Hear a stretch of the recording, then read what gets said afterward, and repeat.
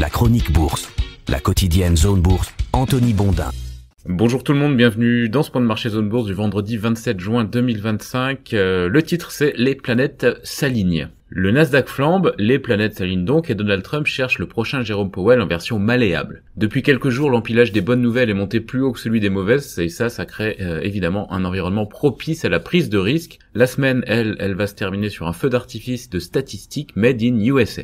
Le vieil adage « pétanque apéro le jeudi, personne au bureau le vendredi » a l'air de se vérifier ce matin dans les locaux de Zone Bourse. On se croirait presque à un meeting du Parti Socialiste, mais heureusement, je vais pouvoir compter sur les deux élèves de seconde qui terminent leur stage découverte pour me donner un petit coup de main, et sur Antoine qui a réussi à se pointer relativement tôt. En ce qui concerne l'actualité sur les marchés financiers, puisqu'a priori vous êtes là pour écouter ça et pas mes digressions organisationnelles, eh bien sachez que pendant que la bourse européenne cale, eh bien les actions américaines poursuivent leur ascension. L'indice S&P 500 a d'ailleurs frôlé un nouveau record hier, il a terminé à 6141 points précisément, c'est-à-dire à un cheveu du pic de 6144 points datant du 19 février dernier. Le Nasdaq, lui, il a déjà effacé des records sur les 3 derniers jours, il était radieux hier avec une hausse de 0,9% en clôture. Après le secteur des semi-conducteurs en début de semaine, les autres géants de la tech ont pris le relais hier, en particulier Microsoft, Amazon, Google et Meta. Sur le vieux continent, c'était un peu moins la joie, Paris a terminé à l'équilibre et l'indice Stoxx Europe 600 a grappillé 0,1%. L'arrivée de l'été n'a manifestement pas fait que du bien au dynamisme des places européennes qui peinent à confirmer leur solide début d'année. Wall Street, pour sa part, est donc sur une vraie pente ascendante. Il faut dire que les planètes sont sérieusement en train de s'aligner. Jusqu'à une date récente, les investisseurs parvenaient à exploiter chaque petit signal positif tout en ignorant les nuages qui s'amoncelaient à l'horizon. Eh bien cette semaine, ils n'ont plus trop besoin de se donner du mal pour soigner leur optimisme. Il y a d'abord eu le cessez-le-feu au Moyen-Orient qui a renforcé l'appétit pour le risque, puis des statistiques macro dégradées aux États-Unis qui, elles, ont renforcé les paris de baisse de taux de la Fed cette année. Je vous rappelle que les investisseurs préfèrent les baisses de taux aux statistiques économiques solides, du moins jusqu'à un certain point.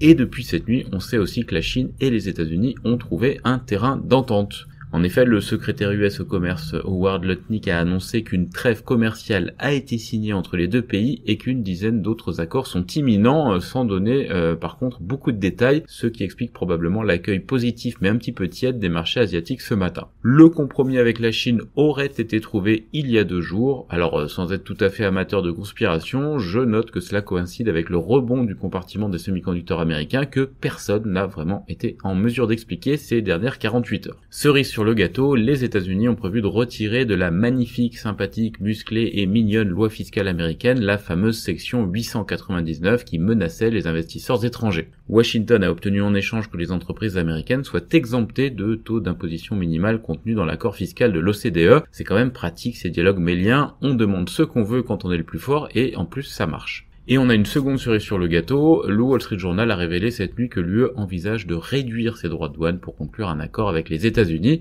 Quand je vous disais que ça s'alignait, je ne mentais pas. Bref, ça va pas trop mal pour les actifs à risque, même le déboulonnage programmé de Jérôme Powell par Donald Trump, qui n'envoie pas un signal très positif pour la stabilité financière, il faut bien le dire, est passé crème. Enfin pas tout à fait quand même, mais il a vite été traduit en les taux vont baisser plus vite si c'est pas Powell qui est aux commandes. Et ça suffit au bonheur du marché. D'ailleurs, un autre article du Wall Street Journal a dressé un portrait robot cocasse du futur président de la Fed, fondé sur les déclarations de Donald Trump. La lauréate ou le lauréat devra avoir de beaux cheveux, être favorable aux baisses de taux, ne pas être trop jeune et bien passer à la télé. Alors ok, arrête de chercher Donald Trump, ton lauréat ou plutôt ta lauréate c'est Mamie Lucette, elle n'est plus très jeune, elle a excellé lors de son passage dans la place du village sur la 8 Mont-Blanc en 1996, elle a de beaux cheveux de l'avis de tous les membres de son club de tricot et à ma connaissance, elle n'a rien contre les baisses de taux. Bah oui couillon, si les taux sont bas, les sous sont moins chers, c'est pas dur à comprendre comme elle dit souvent. Donc si la Maison Blanche est intéressée, qu'elle m'écrive, je lui transmettrai. Histoire de continuer à spéculer sur la politique monétaire, les marchés seront bombardés aujourd'hui de statistiques américaines dans l'après-midi, notamment l'inflation PCE qui est très importante pour la Fed.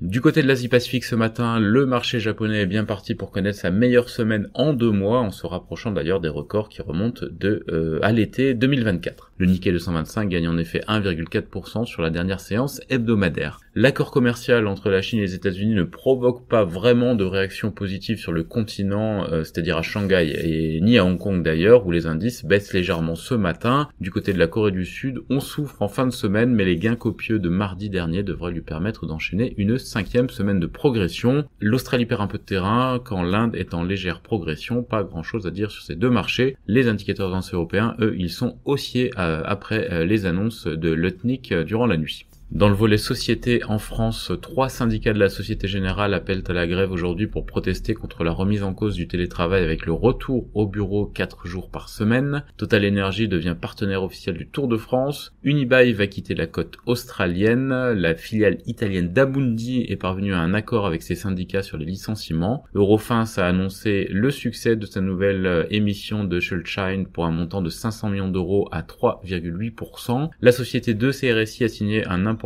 contrat IA aux États-Unis. On a aussi quelques actus du côté de Valbiotis, d'Egide, de Barbara Bui ou encore de Signaux Giraud. Dans le reste de l'Europe, Novo Nordisk s'est associé à Weight Watchers pour commercialiser son Wegovy. Unilever va débourser 1,5 milliard de dollars pour racheter la marque de soins pour hommes Dr. Squatch selon le FT. Banca Monte dei Paschi prévoit une augmentation de capital de 13,2 milliards d'euros pour financer son offre sur Mediobanca. Unipol a approuvé l'offre publique d'échange de BPER Banca sur Banca Popolare di Sondrio. On est toujours dans la banque italienne évidemment. Sam Ledlow, l'ancien directeur général de Centrica, s'est retiré de la course à la présidence de BP, a appris le FT. AkzoNobel quitte le marché indien après avoir vendu ses actifs locaux à JSW Paints pour 1,1 milliard de dollars. Equinor et Shell ont baptisé leur co-entreprise d'actifs pétroliers et gaziers offshore au Royaume-Uni Adura. Givaudan rachète le groupe brésilien Volmens. Davide Campari vend les marques Cinzano et Fratina pour 100 millions d'euros à son compatriote Cafo Group. Siemens Gamesa, qui est une unité de Siemens Energy, envisage de transférer la production d'aimants permanents en terres rares vers l'Europe.